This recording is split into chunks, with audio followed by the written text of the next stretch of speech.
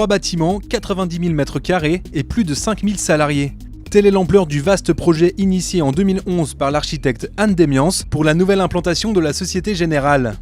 La banque rejoint ainsi le quartier d'affaires de Valfontenay, déjà occupé par 18 000 salariés. Une rupture architecturale avec un projet construit de manière horizontale, à l'inverse des tours de verre de la Défense.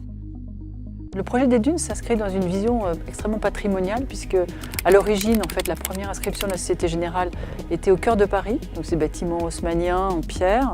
Puis à la Défense, en fait, c'est des bâtiments en verre, érigés verticalement. Et là, il s'agissait à Val-de-Fontenay de faire des bâtiments plutôt horizontaux qui installent en fait le projet plutôt dans une idée de paysage que vraiment d'avoir un bâtiment figé.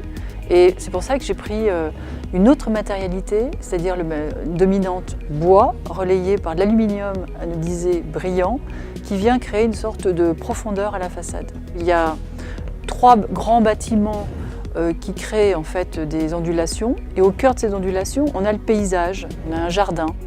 Et toujours, en fait, en tout point des bureaux, on doit pouvoir profiter de ce paysage. Future fourmilière, les Dunes sont organisées comme un quartier d'une ville moyenne.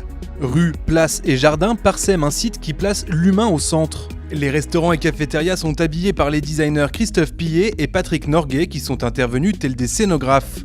Plutôt que de se contenter de quelques grandes pièces, les architectes ont préféré la multiplication des petits espaces, comme cette salle de conférence d'une capacité limitée à 200 places, mais parfaitement connectée pour que les interventions soient diffusées dans n'importe quelle salle du site. Le tout ouvert sur l'extérieur. Seul lieu non relié directement au jardin, et pour cause, le parking souterrain. Celui-ci jouit malgré tout d'un habillage original. Rudy Bord, en charge de la signalétique du site, a fait appel à plusieurs graffeurs pour décorer l'endroit où sont garés les employés de la banque. De par son fonctionnement et son architecture, le nouveau siège de la Société Générale s'inscrit dans plusieurs tendances à suivre. D'une part, des bâtiments plus horizontaux et résolument tournés vers la nature, et d'autre part, la création d'un nouveau centre d'affaires en région parisienne, à l'opposé géographique de la Défense.